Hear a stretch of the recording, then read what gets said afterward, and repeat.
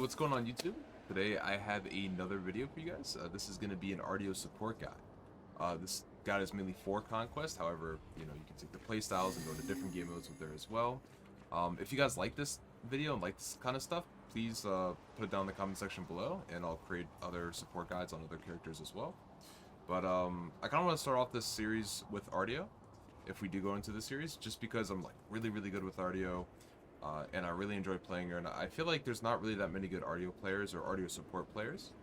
So I'm going to show you guys here a few different things with her, like how to play her, right comps to pick her into, and of course a build, or builds I like doing. So we'll go ahead and start off with a build. As you guys see here, I already have it, pre-done. So the really nice thing about Artio is she actually uses a lot of the current meta items really well. So the first thing I like to do is I like to go into Benevolence. Compassion or Heroism, either or works. I like Heroism actually a lot more, but Compassion is also still really good. Heroism just allows you to give your teammates shields if they get CC'd once every 8 seconds. So this is super nice, or super nice starter. But Compassion allows your teammates to mitigate 50% damage if they're around you, so this is also really nice. Can't go wrong with either or. Next item is Prophetic Cloak. So this is obviously a very strong support item. You can go this or Thebes on most supports, or you can even do both. On Artio, I really like to go Prophetic Cloak all the time over Thebes. The reason why is because Artio really likes cooldown, right? She's a stance switcher, she has 6 abilities, she loves CDR, right? She always wants to have those abilities up. So in this meta, Prophetic Cloak being a starter item and giving her CDR, she really likes this. Another reason to go this item is because she can actually stack it pretty easily. All you have to do is poke, cancel, and look, I already gained 1 stack. So, you can just run around the map and just consistently do this and gain stacks. I think the fastest I gained max stacks was like 18 minutes. You could probably even do it faster than that, but it's super quick. Another item that kind of got a revamp is Lotus Sickle. Again, this is another item that Artio really likes. It has CDR on it now, and it also has HP, so supports love to build this if they can. You also give your allies 15 increased physical and magical prots, which is huge. So this combined with Prophetic, you're getting 20% CDR, which Artio loves. You're getting tankiness, and you're giving your allies, assuming Cloak is fully stacked, 45 prots if you heal them. So these two, I go on her every single game. I highly suggest these 2 items. Now, after Sickle, it can really change. It depends. I really like Heartward. Heartward, I just feel super tanky against Magicals.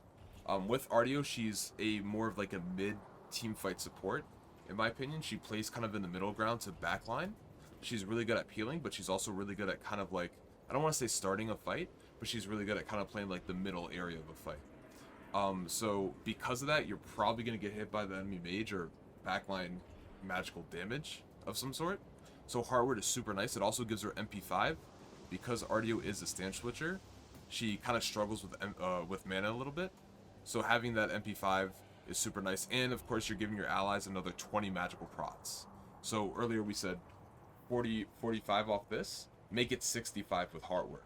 65 magical prots. That's pretty insane if you think about it. The next item I really like on her, Binding. Binding is a super nice item. It allows your teammates to essentially deal more damage if you CC the enemy. And the thing about Artio is she has like 4 CCs that can do this, right? She's got her cripple, she's got a slow to a root, she stance switch, she's got a stun, and then she's got another slow on her 3. So she's got 4 different ways to CC people. And yes, it does include soft CC, it's not just hard crowd control. So she can place this debuff on anybody and allow your teammates to do more damage. So I love this item on her. I always have. Highly suggest it. Last item, it's preference, kind of like these 3 items, but I do like Magi Shelter a lot. Again, this gives CDR, which is super nice. They actually replaced the HP that you used to get from it when Season 10 started. It now gives CDR. Super nice. With this build, you have 30% CDR. You're giving your allies a shelter if you get CC'd. And Artio does not have a CC mute ult, right? She's a stance switcher. She doesn't have any CC immunity in her kit. So having shelter is just super nice. In terms of relics, because again she's a stance switcher. Sorry, I keep repeating myself, but it's, you know, really important with the build and with the relics. Um, Cloak is really nice, uh, or rather, if you want to call it med. This is super nice because you're reducing CDs, not just giving yourself mana back and HP back and your allies as well, but you're also reducing your CDs and your ally CDs. So, you know, if I use some abilities in one stance and use some abilities in another stance, I'm gonna go ahead and get CDR from it, which is super nice. Just to demonstrate. You know, I'm getting all these CDs in this stance too, right? So I'm getting so much from it. And the same exact logic applies to having Horn Shard. Horn Shard before you hit level 12, same exact logic. You're getting CDs from for all your abilities in your stances. So it's like super, super nice. As a second relic, it really just depends what characters they have. Ankh, if they have a lot of healers, is always super good. Bracer is really nice, or even if you want to just stack Fortifying Shell for your allies, or Phantom if they have walls, all this kind of stuff. It's super, super nice. But yeah, this is kind of like a generalized build I do on her. Again, these items can change just depending on who you're up against. This is one thing I always tell people is like support builds are never really like the same. They're not static. They do change depending on the game. If they have a lot of slows, you might want to go Wingblade, all that kind of stuff. But I would highly suggest keeping these two / these three items right here, Benevolent Starter, and then these two, super, super nice. They do have like a double magical backline. Say they're rocking a Freya ADC and like say a Tiamat mid. Probably Heartward before Lotus Sickle, just so you get that extra magical D online earlier. But that's just really swapping these two bad boys around. Alright, so for this part, I just wanted to like quickly go over drafting a little bit with Artio. I actually just took a nice little screenshot from VOD of my stream to just kind of show you guys. So here I'm picking Artio, and I'm against a Fenrir, I'm against a Khepri, a Guan Yu, a Hui, and I know it's hard to see because my face cam's covering this, unfortunately, but this is a Sobek. So it's actually a really good Artio game. The way I like to think about Artio is her cripple is one of her defining features. And the cripple absolutely just farms characters that rely on escapes. So Fenrir is one really good example. He relies off Brutalizer, relies off Jump, just super good into him. Guan Yu, pretty much every single character in this game is relying off some sort of escape. So Artio really just does so well here and just farms this. Alright, so for this portion of the video, I just want to go over a couple clips and just kind of show you guys what I do in these plays and just kind of do like a play-by-play a little bit. So here's a pretty good fight that we had. I thought this would be something good to demonstrate. So as you see, we engage on this Khepri, set Freya up for her whoop, and here's something like super important. So what I'm doing here is instead of saying barrel stuffing the Khepri or doing anything of that sort, I'm playing around my cripple. So pretty much what I'm doing is I'm creating like a dead zone, a dead field here that Khepri cannot go. Right, if he tries to dash through this, he's going to get his dash canceled right through here. So he doesn't want to go here. So he can't, like, this entire area I'm pretty much zoning out. So pretty much he has to choose a different way, and any other way is death. So this Khepri should just be dead 10 times out of 10 here because of my positioning. Also because of Nike's positioning as well. She's doing a super good job. And so if we continue this clip, Sam tries to jump in here with Fenrir. This is actually kind of funny. So I don't know if you guys knew this, but if some jump has an effect, say like Fenrir's jump has a stun and damage effect, or on her jump or something like that, and you, or Odin jump, and you like stun it or do some sort of CC to it as it hits the ground, it has no effect. It doesn't do any damage. And the same goes with cripples.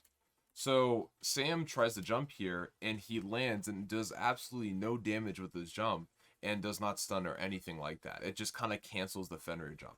So me being in this position not only forces the Khepri back to my teammate, to Lasbra in this case, who's playing around the corner because Khepri can't move forward, but now Sam's trying to go my carries, and this cripple field is still just doing a lot of work. He also tries to brutalize here. To be honest with you, I don't know how he gets this brutalize off because he was in the cripple the whole time, but we'll give it to him. But he gets this brutalize off, and then it immediately gets canceled by the cripple. So this Fenrir's entire engage, Sam's entire engage here, has completely just gotten canceled off one ability alone. Khepri ends up dying. Now we get to chase these guys as they try to run back. Again, Nike, huge jump here. We as a frontliner are just kind of diffing them right now in this fight. I got a nice little double heal. Artio heal is insane, by the way. you see right here, no power, no nothing, base heal, and because it's in combat, so there's no anti-heal debuff, like global anti-heal debuff, base heal is 140 for each enemy character hit. So right here, you see I get 280 health, both to me, to the Nike, and probably to my allies behind me. You can see this little 140 over here as well. And we're all getting the Lotus procs, too. So then we get to this nice, like, little chase down. Laz gets a blink off, and this fight's pretty much over, right? We just hard win this fight. A lot of that came from the positioning I had with Artio in that fight, also from the Nike as well. A lot of, like, the success of the fight just came from the fact that I was able to position here from the very beginning, and I just kind of, like, cut this fight off, right? I just cut this fight off right from here. And I just made it really, really difficult for the enemy to play the game. Alright, so here's another clip taken actually from the same game just earlier on this game. I thought this was actually a really good one to also demonstrate how to play a fight out. So we'll go ahead and let this play out, then I'll just kind of walk you guys through this one.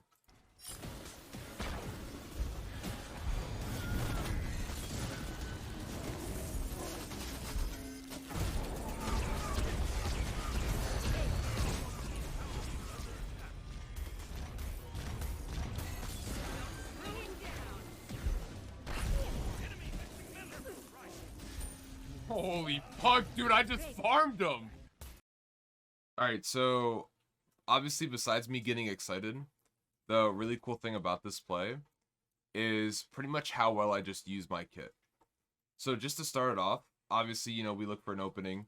The second Khepri starts walking up here, so it's good to kind of notice what's going on, right? The second Khepri looks for this root here and Hu Yi puts his 2 onto the Freya, I know instinctively that, hey, these guys are going to hop on my Freya, right? So immediately what I do here is I make sure I cripple both of them. I make sure I get both of them into the cripple. Hu Yi wants to just set up his jump for a knockup onto the Freya and then stun her. So I make sure I cripple here and I cripple both. Khepri can no longer pluck, Hu Yi can no longer jump.